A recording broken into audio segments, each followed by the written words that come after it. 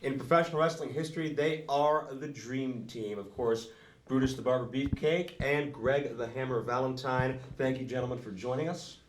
Pleasure to have you here on PWTV. We've had a chance to profile Greg Valentine in the past. Mr. Beefcake, I'd love to hear a little more of your story and your history. Only makes sense to start with how you broke into professional wrestling. Well, that's a special story in itself. I grew up in Florida, as you know. So did Hulk Hogan. We lived in the same neighborhood and came up together and used to work out with him before he broke in the business. And eventually he just wound up recruiting me because he couldn't find anybody else with the cojones to be a wrestler. And I guess the rest is history. You know, we started the old school way. You know, broke in down in Florida, and just got our training on the road. You know, and wrestling every night in towns. You know, it wasn't like one of these real wrestling school type of situations. You went in the ring with a veteran, and then you got your ass beat, but you learned about respect, and you learned about the business. Did you have any major career highlights that stand out to you in those first few years? The first few years, well, I remember I was teamed up with Hulkster as his brother. We had some great matches against a lot of the older guys. Starting out as young guys, wrestling in Pensacola and Memphis, down in Florida, basically all around Minneapolis, some of the major territories. And it was always just exciting, back in the early Hulk Hogan days, he was just called the Hulk, Terry the Hulk. And it was a great time for me. It was a lot of dues paying going on back then. We were making a lot of money, but we were learning the business, and that it makes a big difference. And these days, it's pretty lacking in a lot of the people. We paid our dues, and we came up through the ranks, and made it to the top, and that's where we remain. That's right. Well, about 1984, you ended up in the World Wrestling Federation. Time of big change in the business. A lot of things were evolving. What were your first impressions of Vince McMahon's vision and what he wanted to do with the product? Did you have any reservations about it, or were you on board right away?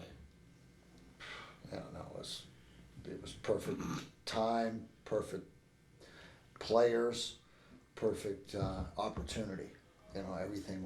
The planets were spinning, and into the perfect alignment at that time. You had Hulk Hogan, you had national TV, and you got a lot of other major talent that you're able to build as stars, and you're able to build not just one or two or three stars. You're able to build 15 stars.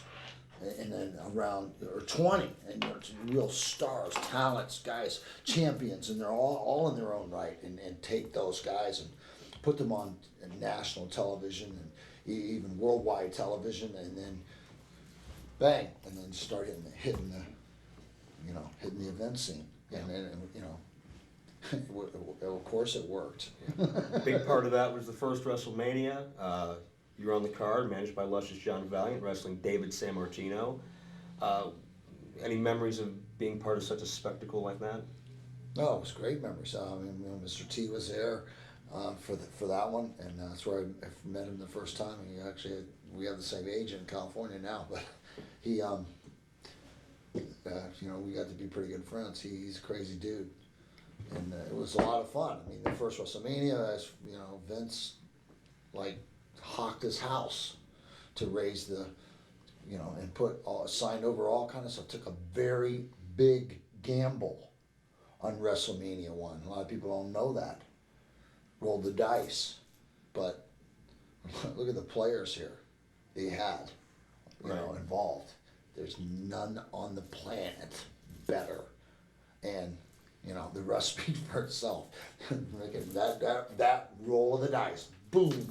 WrestleMania 1 changed the face of wrestling forever. And shortly thereafter, you changed the face of tag team wrestling forever with the Dream Team, Greg the Hammer Valentine, Brutus the Barber Beefcake, not yet the Barber, but Brutus Beefcake. What are your memories of what led to the forming of the team and what your first impressions were? Well, Greg and I were friends many years before that, actually. I mean, I grew up watching Greg's father. Actually, it scared the shit out of me. He was brutal. I feared that man. He was scary, his father. It had me convinced, stay the hell out away from wrestlers. When I was growing up watching it, and I had a lot of respect for Greg, and then.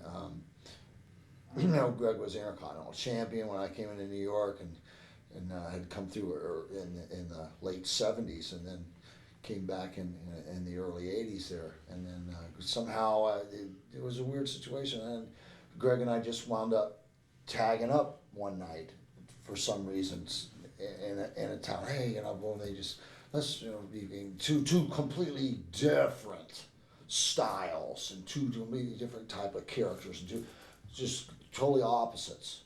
But in this case, the opposites attracted.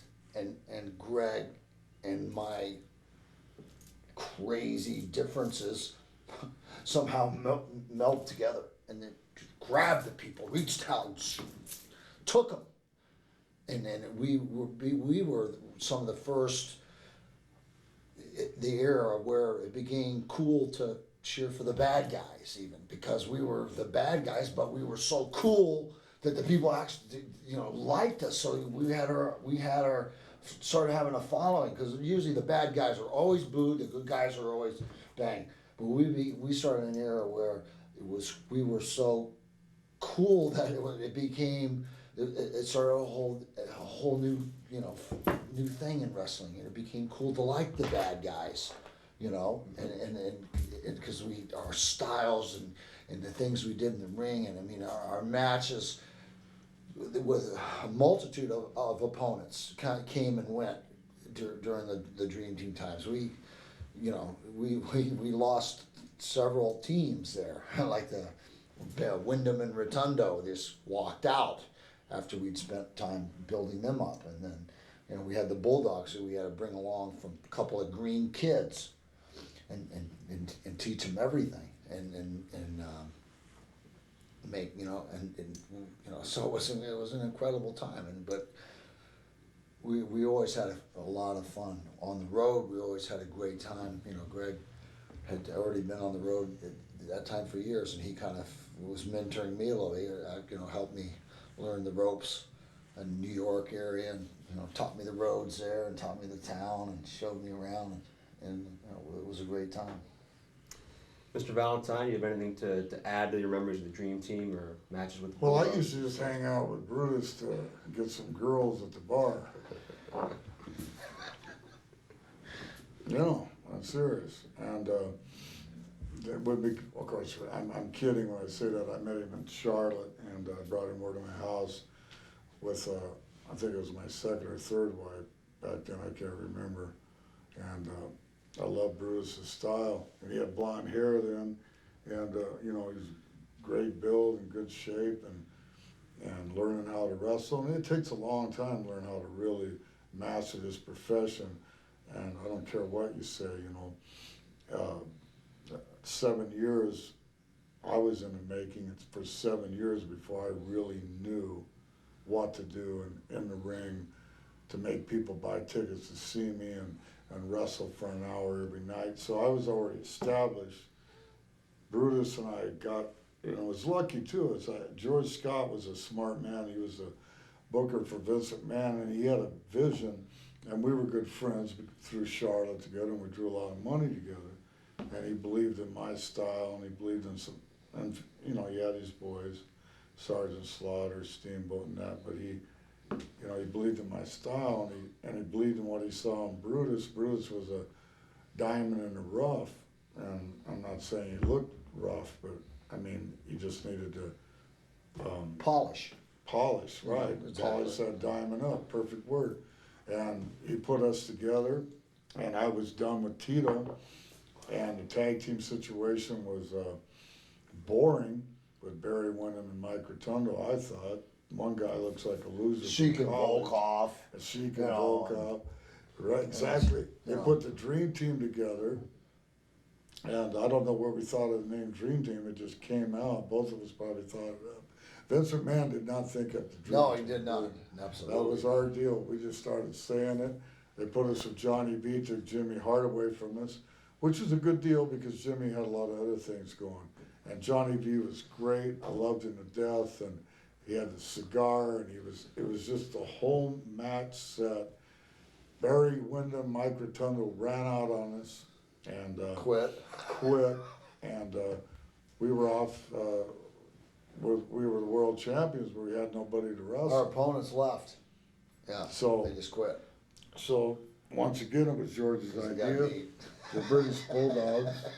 The British Bulldogs were in the preliminary matches along with Neidhart and Bret Hart. They used to open up the matches for me and Brutus. They were on the first and second match.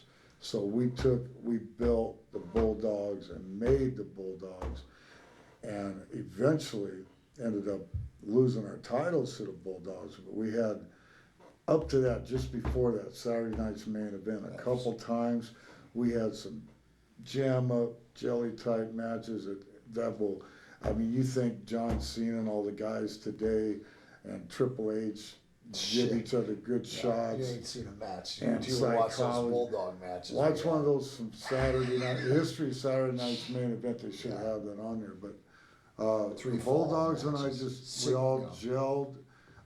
45, 50-minute matches. Yeah. Wide open the whole time. They didn't respect the Dream Team because they thought that because they could lift weights and that they were really tough guys. But I showed them that wrestlers are tougher than a bunch of muscle heads that spend all their time in the gym. So now the British Bulldogs, one's dead and the other one's crippled in a wheelchair, and we're still doing it. But And the outcomes, yeah. I hurt my leg in Team's Chicago. still rolling on down the We're road. rolling, we're steamrolling. We are the greatest tag team that ever came out of that era. And as far as I'm concerned, this era, because who are you going to put up DiBiase's kid and Dusty Rhodes' kid and call them a dream team? Greg, What? how much fun would it be to get those punks in the ring? Now look at the smile. You're going to see on Hammer's face. Get those punks in the ring and teach them a little of old school respect. Welcome. What would Johnny have said? Welcome to the business, boy. While he's beating his ass. I love Pounding Johnny into B. I thought Johnny B was a great part of it with his cigar in the eye of Barry Windham. He was super cool. And Beefcake said another great thing there. The bad guys they were cheering for the bad guys because we were cool. You know, when Elvis Presley came out, he was cool and the parents hated him. He was a bad guy, but he was cool. So we had girls following us all over the place. We were like the Beatles. We had to fight these girls off. And you don't want to talk about girls all the time. What's that to do with wrestling? No, that just has to do with realizing that you have made it, you have arrived, and you got success because you got 10,000 screaming girls screaming after you, and on top of that, you're beating the hell out of Bulldogs every night. So, and needless to say, we had to wrestle the Russo brothers. That was really boring. Oh, the Killer Bees. The Killer Bees. But then Brutus. Well, Brutus and I- they did make good punching bags, though. You got to. Yeah. Brutus and I didn't have a falling out on purpose, but it just kind of happened. But we always remained friends, and Brutus went his own way. And then I got Dino Bravo and myself in the new Dream Team. And, we tried it, but it didn't have the magic that Brutus and myself did. So then he went on and to blossom into a great singles career. Do you think the original Dream Team still had a lot of mileage with it? Absolutely. They broke us up way too soon. The belts were supposed to come back into our grass around our waist, I should say. It was planned to do that, and Vince McMahon went a different direction with it, you know. And I went off fighting Ronnie Garvin, beating each other to death, but I enjoyed that. But he really shined. He was the number 2, quote unquote, baby face, good guy.